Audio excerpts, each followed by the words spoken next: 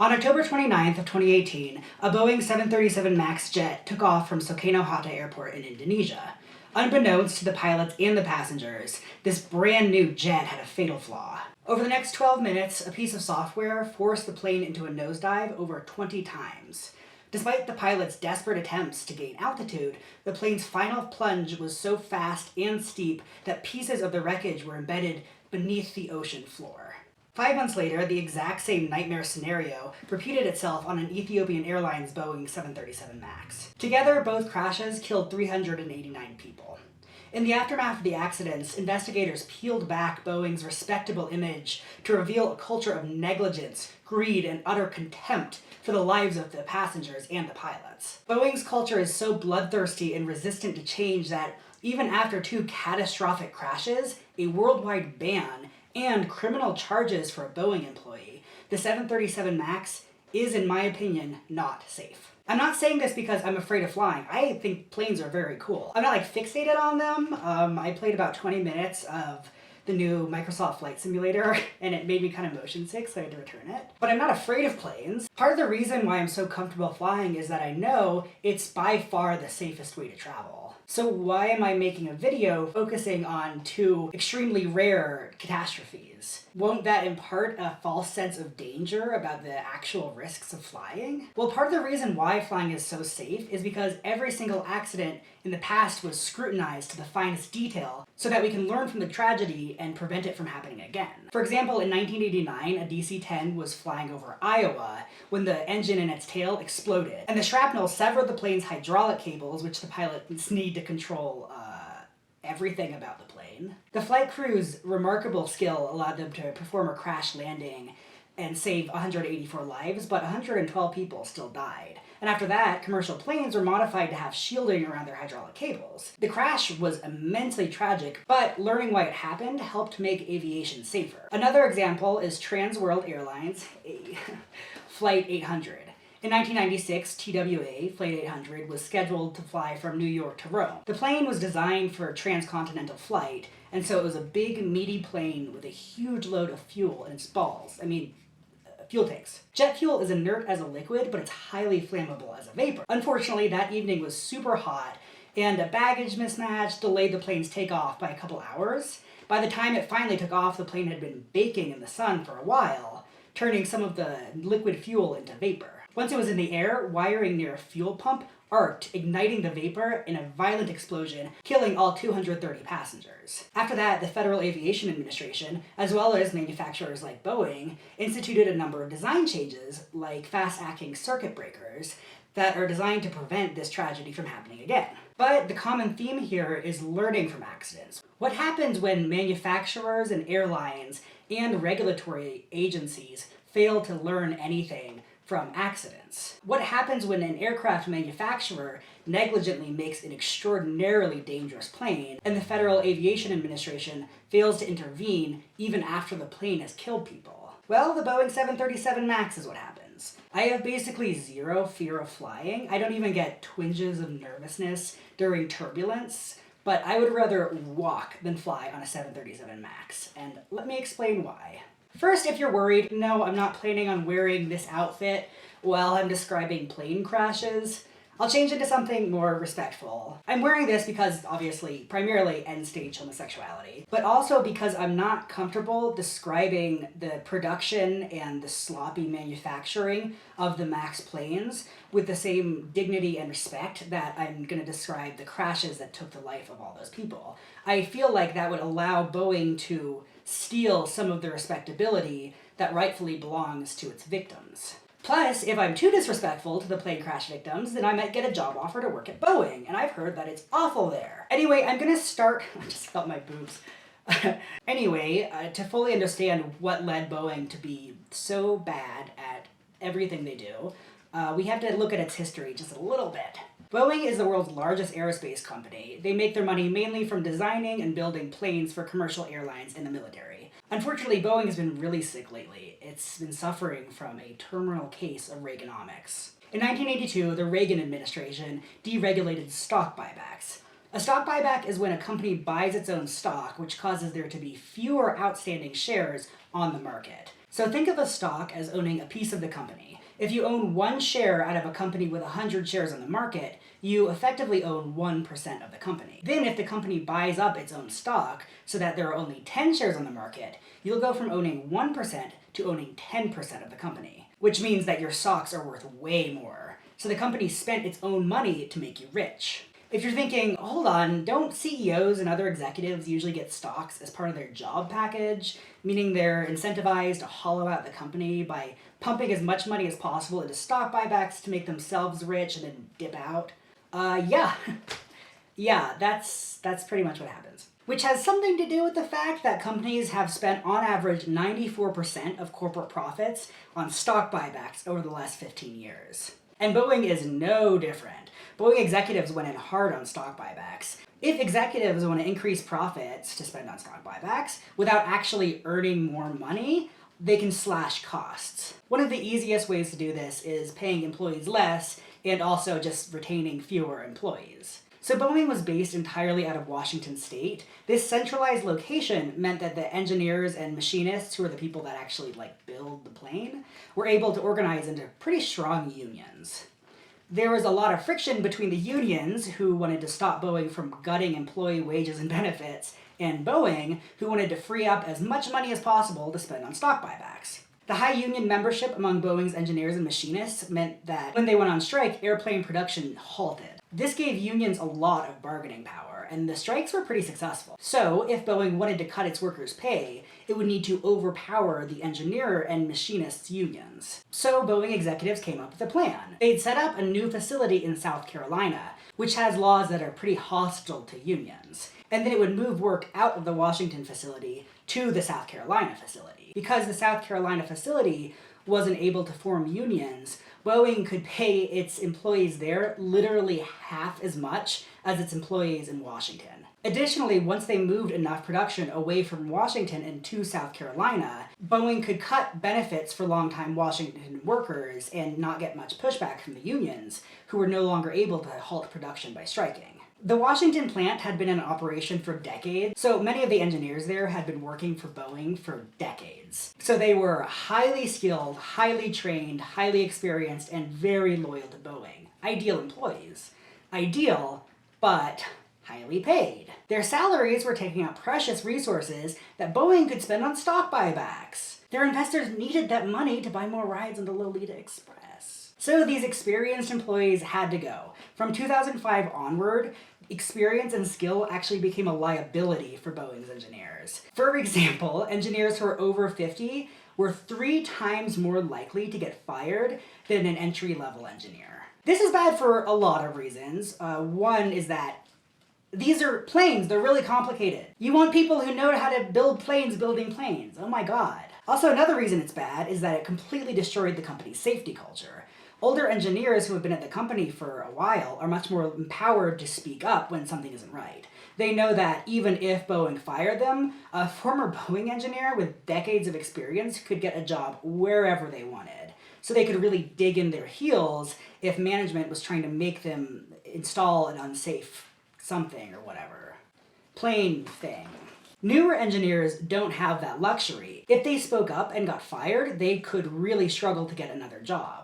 Plus, getting fired from Boeing shortly after getting hired by them could really permanently damage their career that early on. So once senior engineers were all gone, nobody would be able to dig in their heels to veto unsafe design choices. Keep that in mind moving forward. I'm going to be talking a lot about the role that engineers played in building a dangerous plane, but I want to make it clear that despite their role, they're not really to blame for the crashes. By and large, Boeing's engineers fought very hard to design a safe plane.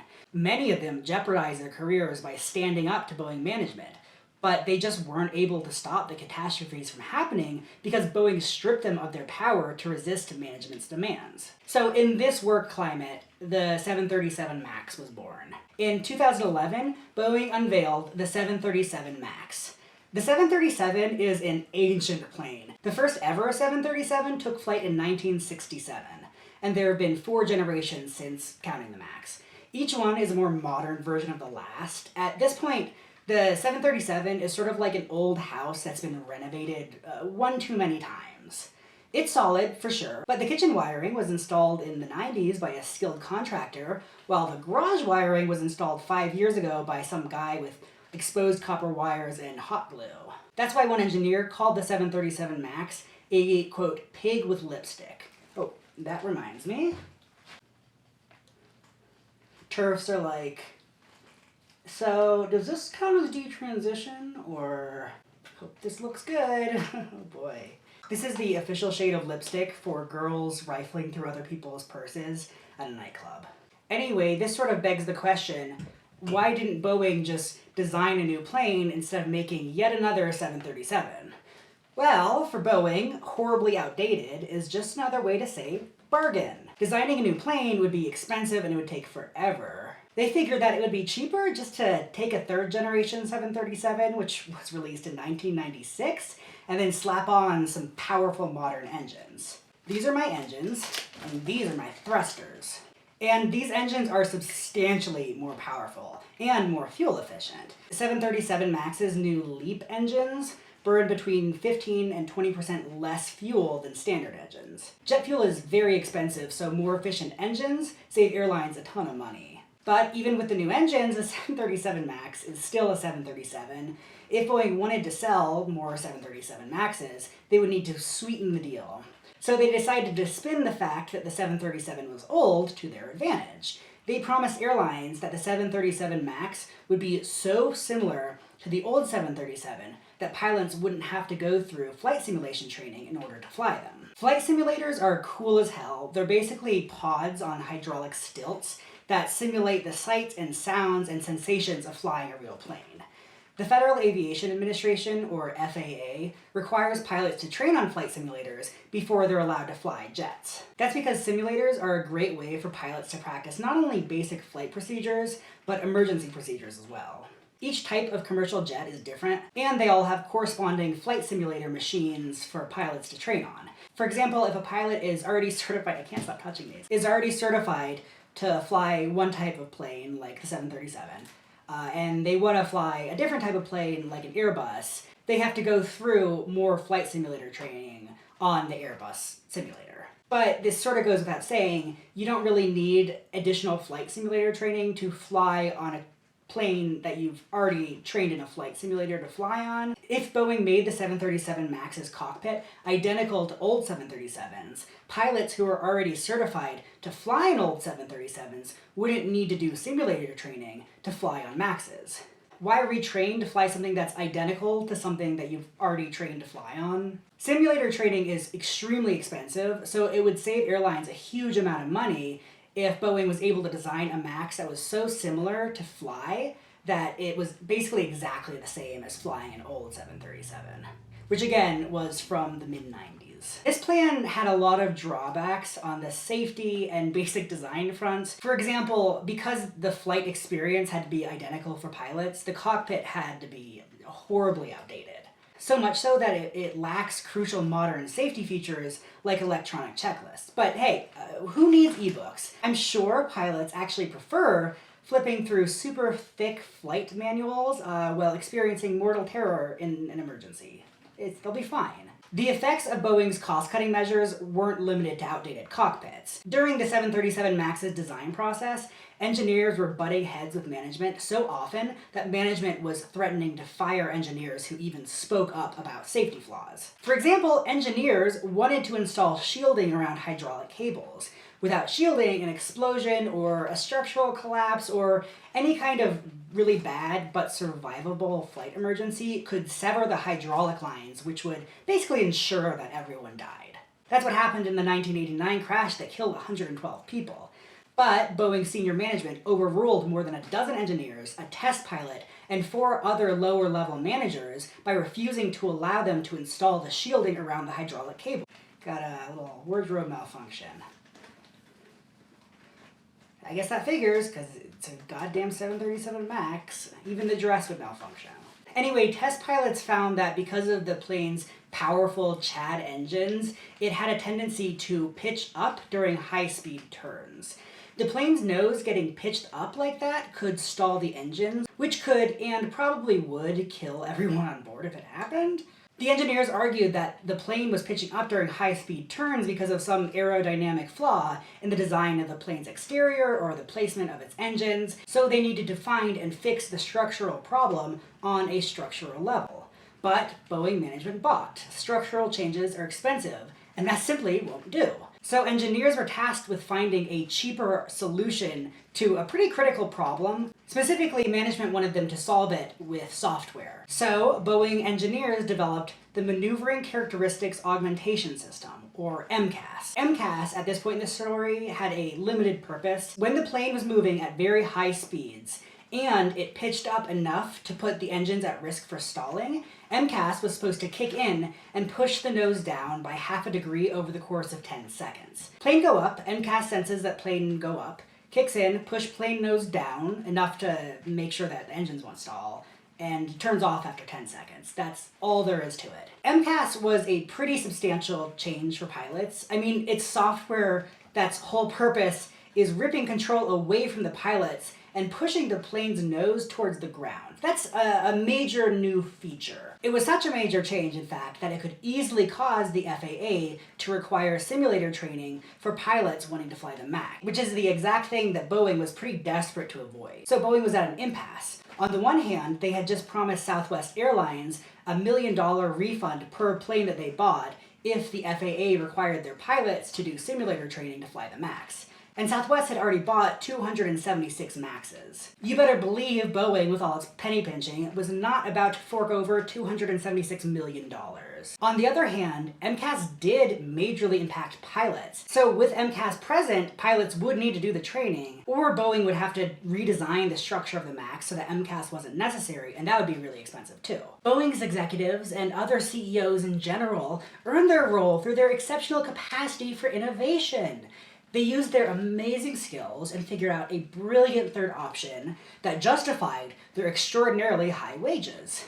No, I'm kidding. They just decided to change nothing about the MAX and lie about MCAS to the FAA. But what about pilots? Pilots needed to know about this for basic safety reasons. But if Boeing told pilots about MCAS, then the FAA would catch wind, triggering the flight simulator training requirement. So Boeing decided to simply not tell pilots about MCAS. Okay, I know at this point that sounds really bad, but still, MCAS only kicks in during high-speed turns, and planes only go that fast at high altitudes. Pilots would have more time to recover from any kind of MCAS problem when they're that high up. It's not like MCAS is going to be pushing the plane's nose down during low-altitude scenarios like takeoff or landing when pilots wouldn't have time to recover, but during test flights, Boeing's pilots noticed that the plane was having some problems with low-speed stalls. Planes only really go that slowly at low altitudes, which is the worst time for a stall. Low-speed stalls like that are a huge problem. But engineers could not change whatever aerodynamic flaws were causing these stalls, and so the only thing they could really do was to change MCAS. Instead of only engaging to prevent high-speed stalls, they changed it so it kicks in at low-speed stalls too. Even worse, they had to increase the power that MCAS had over the plane's angle. When you're driving your car at 80 miles an hour down a highway, you only have to move your steering wheel a little bit to turn your car a lot. But when you're going 5 miles an hour, you have to absolutely crank the wheel just to get your car to turn a little bit. The same principle applies for the plane's pitch, which is its up or down angle. MCAS was originally only designed to kick in during high-speed stalls, and so it was programmed to only change the plane's pitch by 0.6 degrees. But such a slight angle change would do very little to prevent low-speed stalls, so they gave MCAS more power over the plane's angle. In fact, they quadrupled it. The FAA already knew very little about MCAS, and it certainly did not know that it was able to essentially push the plane into a nosedive. But incredibly, the problems with MCAS don't end there. The software was designed to kick in when the plane's nose pitches up so high that the engines have a potential to stall, right? The plane's upward or downward angle is called the angle of attack. All right.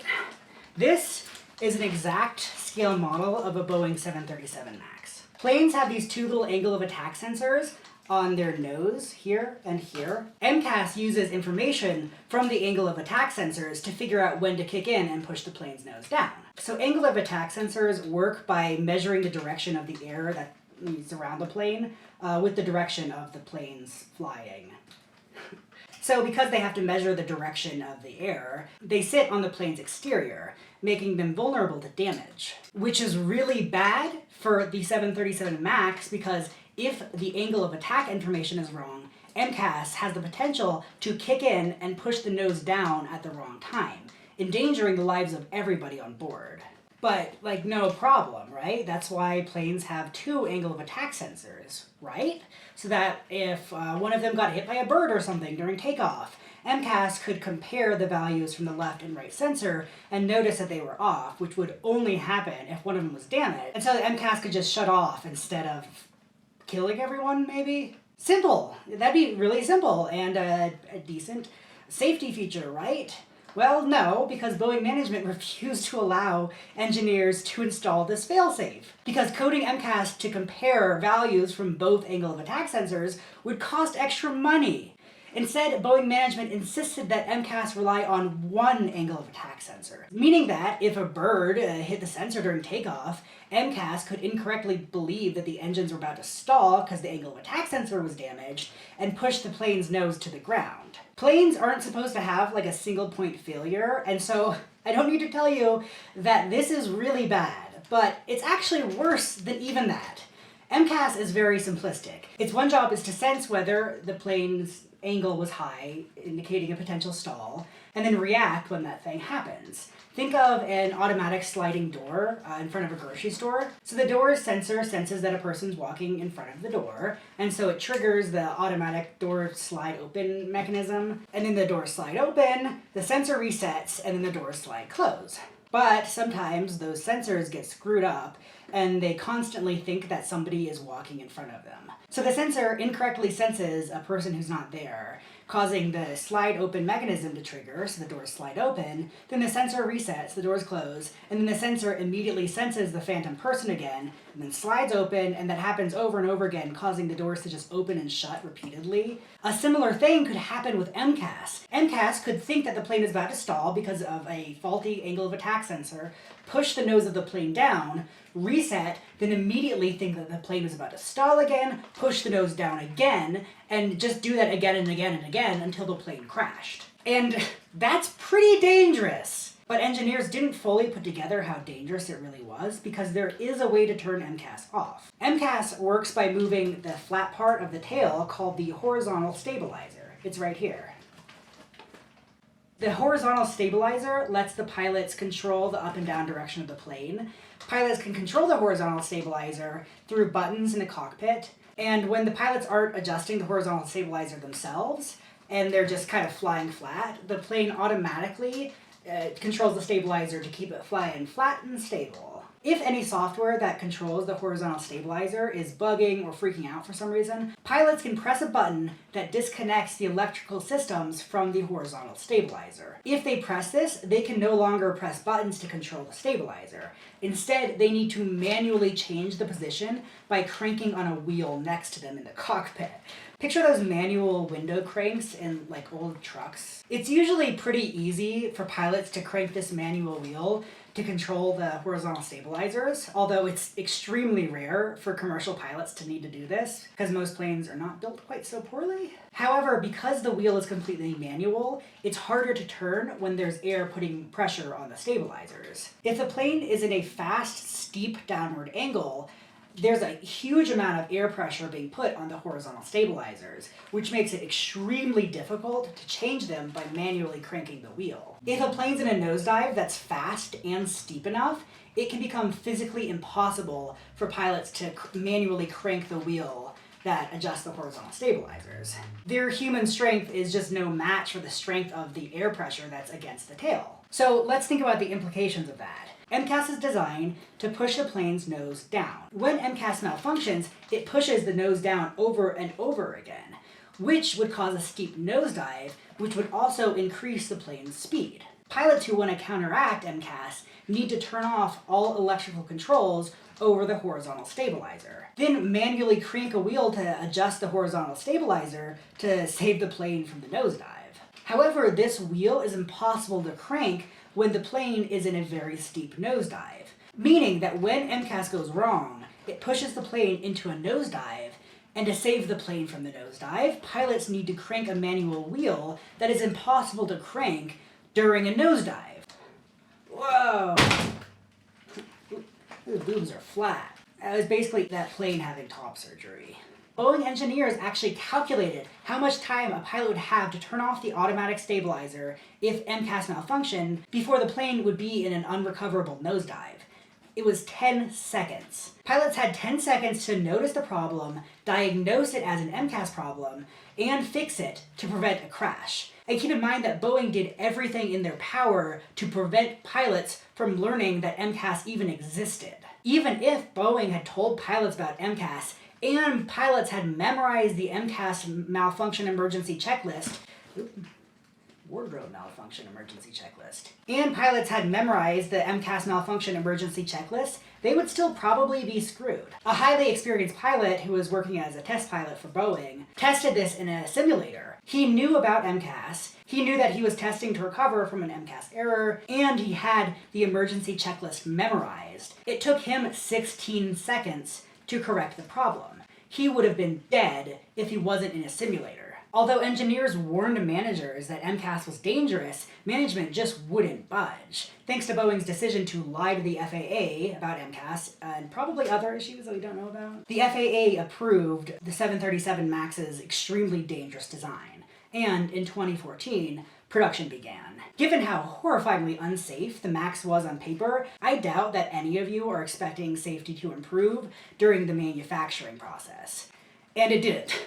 Boeing continued to cut employees even as MAX's production ramped up. During 2015 alone, Boeing laid off 7% of its workforce to save money. And they didn't need to do this. Boeing was doing extremely well financially. The 2010s saw the biggest boom in airplane sales ever. Boeing was taking all of these cost-cutting measures to free up extra money for stock buybacks. I had to take the suit off to give a presentation. Look, do you see my neck? Look at that. Ligature marks, full-on goddamn ligature marks all over my body. 737 MAX hurts another person. During the MAX's development and production, Boeing spent an average of $10 billion a year on stock buybacks. And remember, the only point of stock buybacks is making shareholders rich. The boom in airplane sales meant that Boeing was cutting a huge portion of their skilled workforce during a period of unprecedented demand. More work, fewer people, with fewer trained workers who were being horribly overworked. Engineers and machinists were working 7 days a week for months on end. Because Boeing had fired most of the senior engineers and machinists, people with more experience were in extra high demand. So they were extra tired and overworked. Employees were calling in sick just to get a single day off. Some of them were so overworked that they were literally falling asleep at the wheel while driving to work. In 2015, an undercover Al Jazeera reporter in Boeing's South Carolina facility caught employees discussing with one another how they would never ever let their families fly on a Boeing airplane because they knew how badly constructed they were. Engineers were sending emails to managers begging them to shut down production due to a massive spike in manufacturing errors on the MAXs. All this time, management was still threatening to fire anyone who flagged any safety defects, either on the engineering side or the production side. Boeing, of course, refused to shut down production, so the planes were rolled out, and although management knew that the planes were dangerous, nobody told pilots or passengers. Pilots also still didn't know about MCAS at all. They didn't know it even existed. And the 737 MAX's first commercial flight took place on May 22nd, 2017. On October 29th of 2018, Lion Air Flight 610 is scheduled to depart from Soekarno-Hatta Airport in Jakarta, which is the capital of Indonesia. It's bound for Pangkal Pinang. It has an experienced crew. Captain Bavier Sunija has over 6,000 hours of flight experience. First Officer Harvino has over 5,000 hours. The 737 MAX that they're all flying on was delivered to Lion Air 2 months earlier. However, it's already having problems. The plane's brand new angle of attack sensor had been malfunctioning, and Lion Air mechanics replaced it right before Flight 610 is scheduled to depart. At 6:18 a.m., the plane is cleared for takeoff, and the problems start immediately. Even before the plane leaves the ground, the crew notices that Captain Sunija's airspeed display says that the plane is moving at 93 miles an hour, while First Officer Harvino's display says that it's moving at 91 miles an hour. There's also about a 20-degree difference between the left and right angle of attack sensors. Right after the plane lifts off the runway, the left control rod, which is basically like the pilot's steering wheel, starts shaking. That's the plane's way of telling the crew that the angle of attack is too high and it's at risk for a stall. But that doesn't make sense because the plane's angle isn't even close to being steep enough to cause a stall. Right after that, the air configuration warning, which is only supposed to go off when the plane is still on the runway, starts blaring. Captain Sinija asks why the alarm is sounding, and First Officer Harvino tells him that the plane's two airspeed indicators are saying two different things. Captain Sinija radios air traffic control and asks them to confirm the plane's elevation. Air traffic control tells them that the plane is at about 900 feet, which isn't great because Captain Sinija's altitude display says that they're at about 790 feet, while First Officer Harvino's altitude display says that they're at about 1,040 feet, which is a massive disparity. Then, not even a minute after takeoff, MCAS activates, pushing the plane down into a 3,200 feet per minute plunge. This is completely inexplicable and unexpected from the captain and the first officer's perspective. Captain Sinija pulls the plane's nose up and manages to stop the plane from diving. Immediately after the aircraft about levels off, the low airspeed warning starts to sound. Captain Sinija's airspeed indicator and First Officer Harvino's airspeed indicator are still saying two very different things, and they have no clue whether either is accurate. They radio air traffic control once again, who tells them that their speed is at 320 miles an hour, which is far above the normal speed limits for the altitude that they're at. So it really doesn't make any sense why the low airspeed warning would be going off. Suddenly, MCAS activates again, pushing the plane's nose down as the crew struggles to correct it. While they're searching for the right emergency checklist, they're also trying to control the plane as MCAS pushes the nose down 6 more times. The passengers have no idea what's happening as the plane jerks up and down at very high speeds. I can't even begin to imagine how frightening it would be. At 6:25, MCAS pushes down for a 9th time as Captain Sinija calls the flight engineer into the cockpit. Air traffic control tells the crew to turn out to sea, which they do. The flight is at about 5,000 feet, but its altitude is fluctuating wildly. All the while, its airspeed is hovering at about 350 miles an hour, which is almost 100 miles an hour faster than the usual speed limit for that altitude. Air traffic control notices that the plane is descending overall, and they radio the crew for an explanation. First Officer Harvino tells them that they're having flight control problems. As he's saying this, MCAS activates 3 more times. The crew's frantic struggle to figure out what's happening and save the plane continues, as over the next few minutes, MCAS activates an additional 12 times. So it's pushing the nose of the plane down again and again and again and again, and it's all that the crew can do just to try to maintain a level altitude. Despite the crew's valiant attempts to counteract the nosedives, the aircraft drops more than 3,000 feet. 10 minutes after takeoff, MCAS activates for one last time. It pushes the plane into a nosedive that's so steep that its altitude is dropping by 10,000 feet per minute. That's simply too fast to recover from, especially at the low altitudes that they're at. The plane, which is flying over the ocean at this point, hits the water at speeds exceeding 600 miles an hour, which is so fast that parts of the plane from the wreck are embedded beneath the bottom of the ocean. While the rest of the world was trying to figure out what happened to the Lion Air plane, Boeing executives realized that it was MCAS pretty much immediately. And yet, internal discussions about the crash didn't, focus on the dangerously shoddy manufacturing that led the first angle of attack sensor to need to be replaced only 2 months after the plane arrived at Lion Air? Or MCAS, the thing that caused the plane to crash itself? Or Boeing's failure to warn pilots about MCAS, which essentially guaranteed their demise in the event of a malfunction? Instead, they took the less practical route of trying to address an engineering problem with racism. Yeah, I'm not kidding. The people at Boeing who were responsible for 189 deaths so far talked about how stupid Asian and African pilots were. Frequent refrains were, and I apologize in advance, that these foreign pilots were, quote, too dumb to spell 737. One test pilot loved to ask whether, quote, Feng Cho Ho was capable of performing basic flight procedures. So, instead of fixing any of the fatal flaws on these awful planes, including but not limited to MCAS, and instead of even telling pilots about MCAS, Boeing issued a bulletin directing pilots to the proper checklist explaining that erroneous readings from a single angle of attack sensor might cause repeated nose-down commands, which could result in, quote, impact with terrain. Basically, they were explaining to pilots that for some mysterious reason that they weren't disclosing, this brand new plane, which was supposed to be a miracle of modern aviation, would crash itself into the ground based on one faulty reading from one notoriously easily damaged sensor. Boeing CEO Dennis Muilenburg went on a media blitz blaming pilots for the crash. He said that pilots had the information that they needed to safely fly the plane in the training manual, which is undeniably a lie. Remember, the training manual did not tell pilots about MCAS, and Dennis Muilenburg knew that it didn't tell pilots about MCAS because Boeing worked very, very hard to make sure that the training manual did not mention MCAS once. Side note, okay, so why get this much Botox and not get hair plugs? Like no judgment towards anyone who gets either procedure. I just think it's weird to do that and then not get hair plugs or at least shave your head. Do you know what I mean? I don't want to, again, no shame to anyone who gets any of these procedures by any means.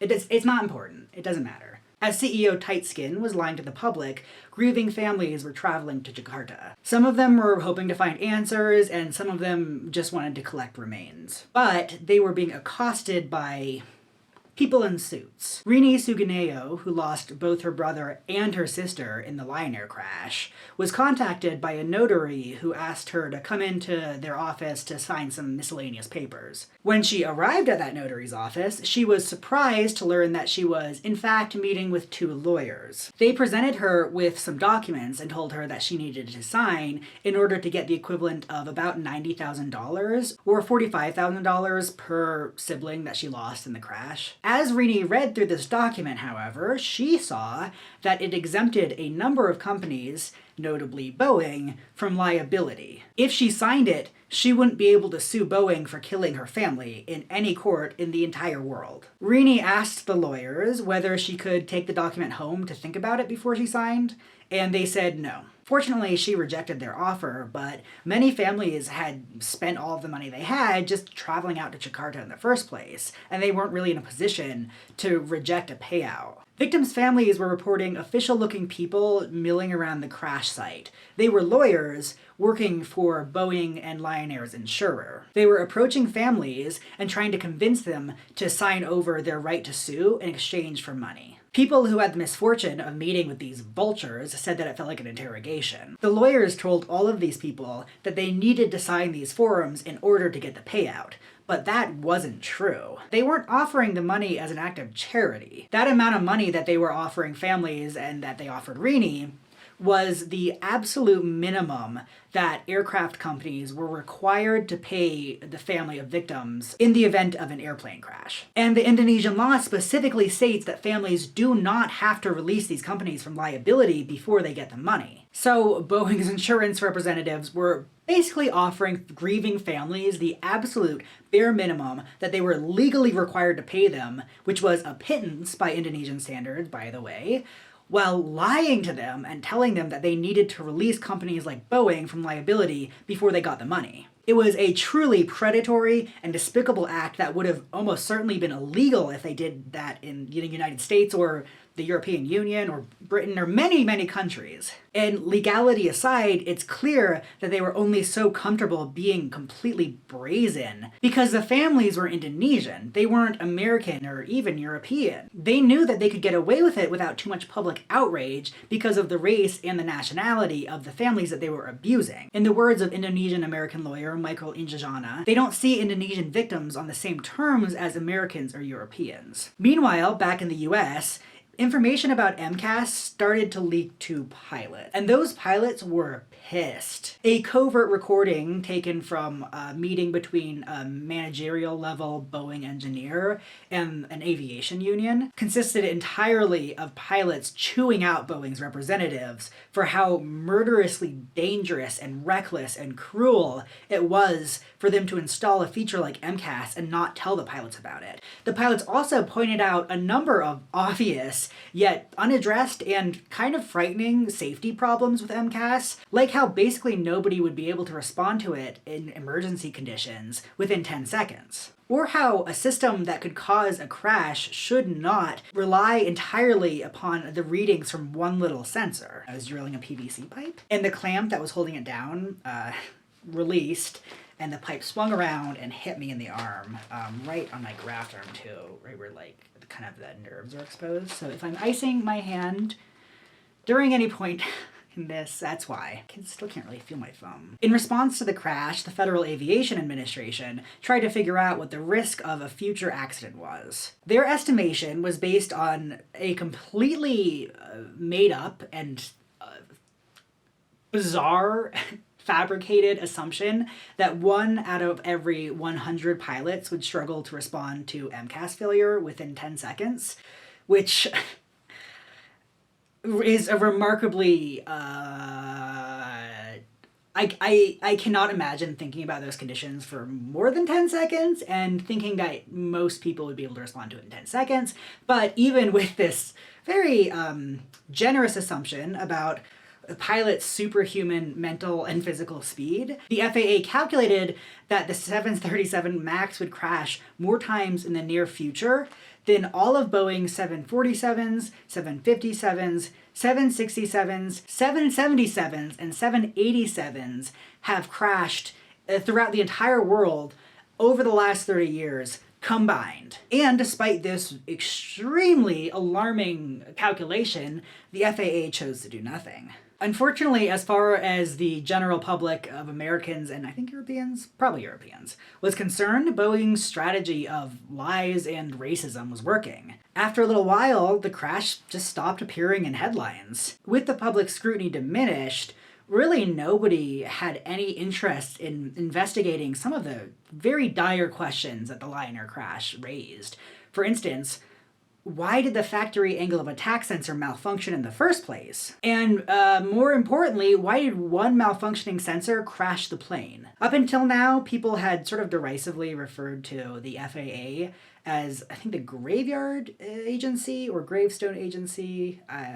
I'm not a pilot. The sort of joke about that phrase was that the FAA only takes actions after people die. I guess this wasn't enough people this time. And only 5 months later, the inevitable happened once again. On March 10th of 2019, Ethiopian Airlines Flight 302 is scheduled to fly from Addis Ababa to Nairobi. At 29 years old, its pilot, Yard Getachew, is Ethiopian Airlines' youngest pilot with over 8,000 flight hours. That is a very impressive accomplishment for any airlines, but particularly for Ethiopian Airlines. It's Africa's biggest airline and widely considered to be its best. The flight's first officer, Ahmandur Mohammed, is 25, and he's at the start of a promising career.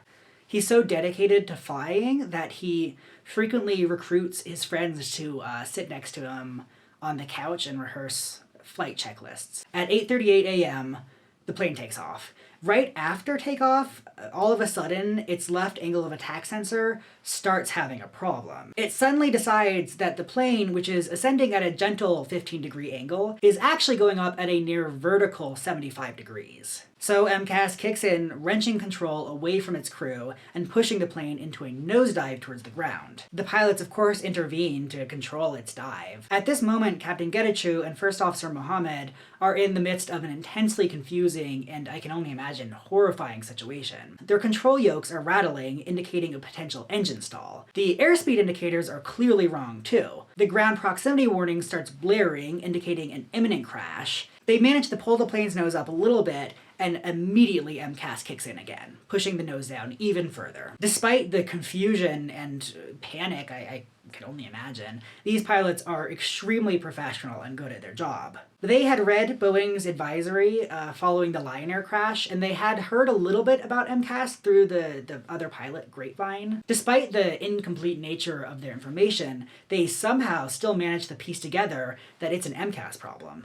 And, even more incredible, they both simultaneously remember the checklist that Boeing put out in its advisory. So they follow the checklist. They flip the switch that controls the automatic and electrical horizontal stabilizer inputs. Thank God they did that, because immediately afterwards, MCAS tried to kick in again and push the plane down even further, but fortunately, because of their quick thinking, it can't.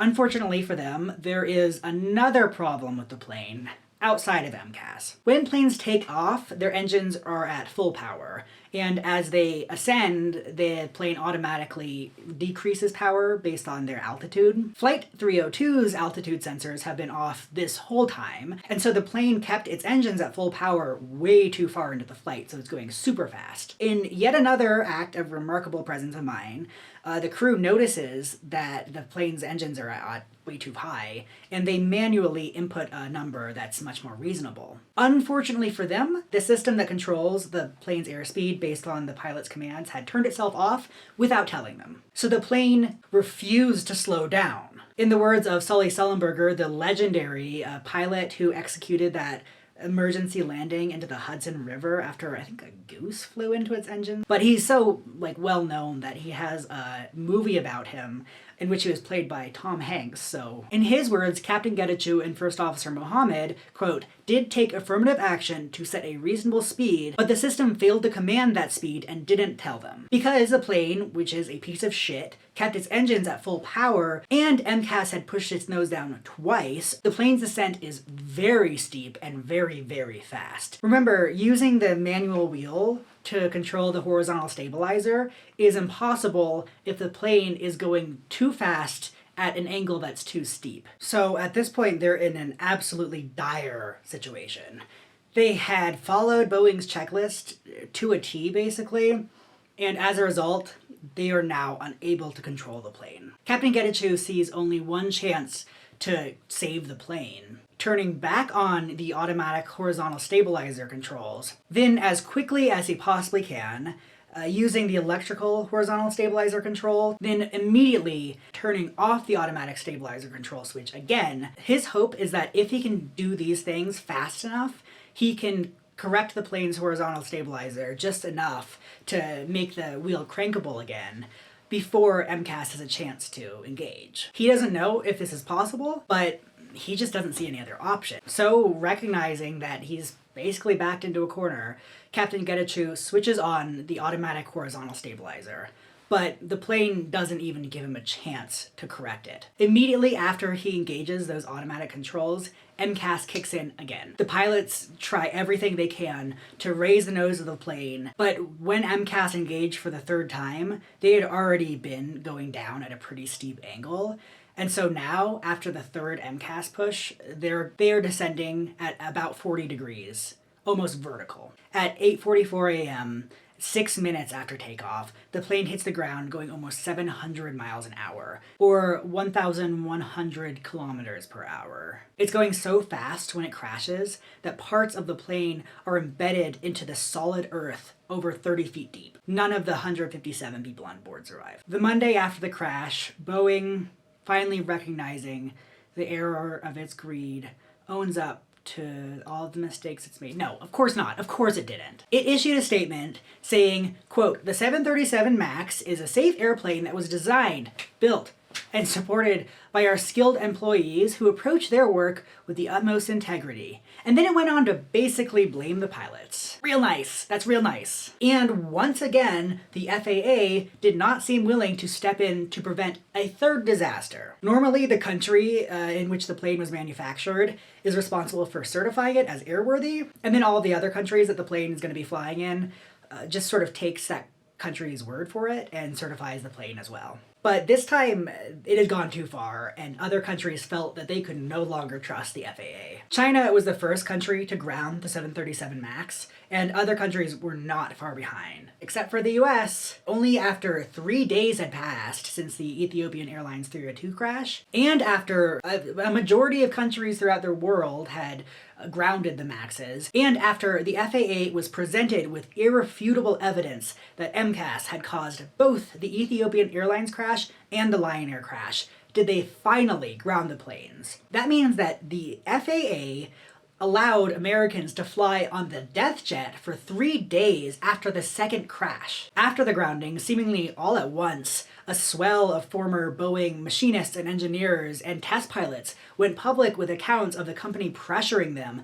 to ignore critical flaws and take shortcuts that compromise safety. Despite the media frenzy that followed the second crash, and the withering insights into Boeing's contempt for safety, its CEO, Dennis Muhlenberg, pushed to increase 737 MAX production. In May, during a congressional hearing, Republican politicians, of course, said that foreign pilots were actually to blame for both 737 MAX crashes, and Boeing didn't have any responsibility in them. The associate director of the FAA responded by agreeing that the Ethiopian pilots had just been going too fast, and so it was their fault when the plane crashed. Privately, that same FAA director told airlines that the 737 MAX would be back to flying by the end of May, but thank God, by the time that date rolled around, the media scrutiny and public pressure on Boeing and the FAA was too intense for them to follow through on that promise. So the ball was in the FAA's court, which means that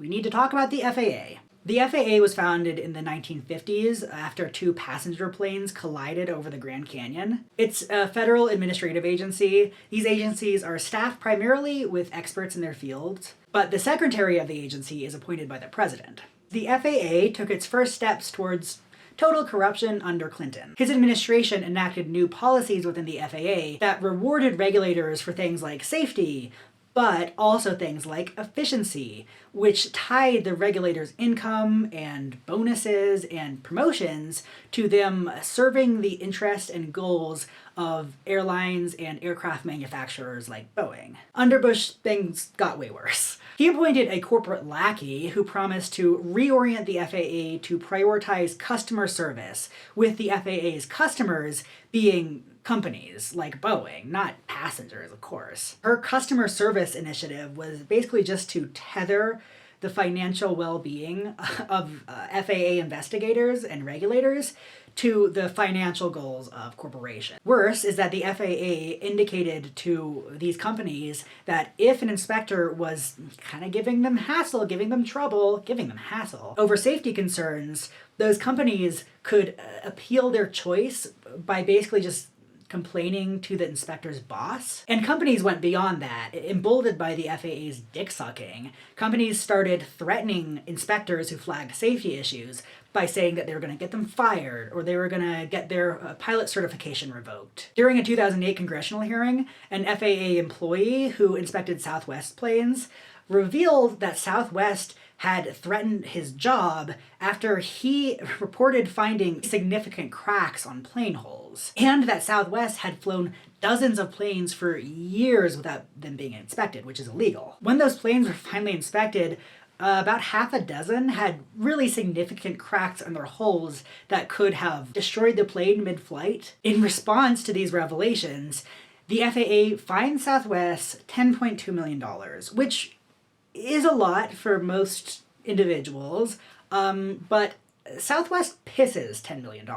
That's literally how much they make within 8 hours. It was a vanishingly small fine. It was also a sign of the degree of corruption within the FAA. Ali Barami, who founded and oversaw the FAA office, whose entire job was inspecting Boeing's planes, was well known for being at Boeing's beck and call. When inspectors would bring up safety errors either in design or manufacturing, he would tell them that they just need to have more faith in Boeing. If they pressed the issue, he would make it very clear to them that their careers depended on looking the other way. Ali Barami was the same person that pushed the MAX forward despite a lot of really problematic design features. And he was the one who assured the public that the MAX was safe following the Lion Air crash. A mother who lost her daughter in the Ethiopian Airlines crash asked Barami whether now, following both crashes, he had learned anything, and he told this grieving mother that he wouldn't have done anything differently. Fortunately, there are other administrative agencies aside from the FAA, and the Department of Justice was conducting an investigation on Boeing for seemingly lying to federal regulators, which is a crime. Boeing finally released some emails in which a sort of low-level Boeing test pilot named Mark Faulkner admitted to unknowingly lying to federal investigators about MCAS. Obviously, what he did is wrong, and he deserves the criminal conviction that he ultimately received. However, it's pretty obvious that he's a scapegoat, because the investigators didn't receive any email records from any of the Boeing executives who told Mark Faulkner to lie. And even though there were many people who had exponentially more blood on their hands than Faulkner, he was the only one to face any kind of criminal conviction. That is not to say that Boeing CEO Dennis Muilenburg didn't receive any kind of consequences. In December of 2019, he was finally fired. Although, sort of hard to feel like he actually got what was coming to him, given the fact that he received a $60 million package when he was fired, in addition to his salary. And just recently, Dennis Muilenburg announced that he's starting a new aerospace company, and that investors are giving him $279 million to do so. So, now he didn't even go to a different field. He's still in aerospace. Boeing was pretty worried about the negative press that they would get upon the first anniversary of the Ethiopian Airlines crash. If you're keeping track, that anniversary was in March of 2020. Needless to say, by then, the press and Boeing kind of had bigger things to worry about. If you've forgotten, thanks to quarantine-induced brain damage, the airline industries and aircraft manufacturers took a huge financial hit following COVID because nobody was flying. But on the upside for Boeing, COVID sort of completely wiped their PR slate clean. Boeing went from being the incredibly negligent company that killed hundreds of people through sheer carelessness and contempt for the lives of their passengers to a beleaguered American company who just wanted to keep the American workforce chugging along. Although Boeing, to its credit, took the time and the relief from public scrutiny that they were now experiencing to introspect and enact institutional change to become even worse. Surprise! They finally moved all of their jetliner production out of Washington to the non-union plant in South Carolina, where the people who work there, who build their airplanes, are paid half as much. Internal documents show an almost pathological inability to stop blaming pilots for the crashes. Boeing still views itself as the fall guy for crashes that were caused by inept foreign pilots. MCAS was sort of improved. Now, instead of relying on the values from only one sensor, it compares the values from two angle of attack sensors and shuts down if they're outputting different values, which indicates that one of them is broken, instead of killing everyone, which is definitely an improvement. For sure. Based on this improvement alone, in October of 2020, the FAA finally recertified the MAXes to fly. All right, let's set a color for the backlight. I am going to pick maybe a nice like sunset so that it'll look like, the sun is setting on the video, so it's... Okay, that gives the appearance of a blue sky with the encroaching fires of hell. So I think I'm gonna maybe choose purple. Yeah. It's really common for trans men to say that it was really sort of a euphoria-inducing moment to first learn to tie a tie. And I found that to be largely true, but good lord. It, it wears off very fast, let me tell you. So I really agonized over whether I'd be comfortable flying on a MAX. As I said at the beginning of this, aviation is only safe because of plane crashes, so it would be downright irrational for me to believe that because the MAX crashed once or twice, it's unsafe forever. However, progress takes time and, most importantly, money, and I'm just not confident that Boeing is willing to invest either. I ultimately decided that I do not think that it's safe. For a couple of reasons. One, it is super awesome that they fixed MCAS so that when it gets conflicting data, it just turns off instead of killing everyone. That's super great. Super, super, super, super great. But remember why they installed MCAS in the first place. It's meant to offset an aerodynamic flaw that causes the plane's nose to pitch up suddenly sometimes, which can cause a stall. So I guess it's comforting to know that if I'm riding in a MAX and it hits a bird upon takeoff, that won't kill me. But what if we're, say, in any kind of situation that might necessitate a high-speed turn or just put the plane into one of the circumstances that causes the nose to pitch up? And MCAS is turned off. Well, then the nose is going to pitch up and there's going to be nothing to offset it, and from what I understand, it happens very suddenly, so it could easily lead to a stall, even when pilots are aware of that issue. Another reason why I'm uncomfortable with the MAX still is that the recertification requirements for the FAA, as well as pretty much every other country in the world, focused exclusively on MCAS. The MAX's other design hazards still persist. The wiring around MAX's fuel pump, MAX as if it's a person, the wiring around the MAX's fuel pumps is still at risk for arcing. That's what happened on Flight TWA that killed 280 people. Unshielded cables have led to almost half a dozen plane crashes, killing a total of 1,137 people. The MAX also has unreliable sensors and vague warning indicators. These are the types of indicator and sensor problems that, from the top of my head, I can think of seven plane crashes caused by those very problems that took cumulatively well over 1,000 lives. And remember, the MAX doesn't have an electronic checklist, so it can't offset these problems with modern technology. And that's just on the design front. The manufacturing front is even worse. A few months before the Lion Air crash,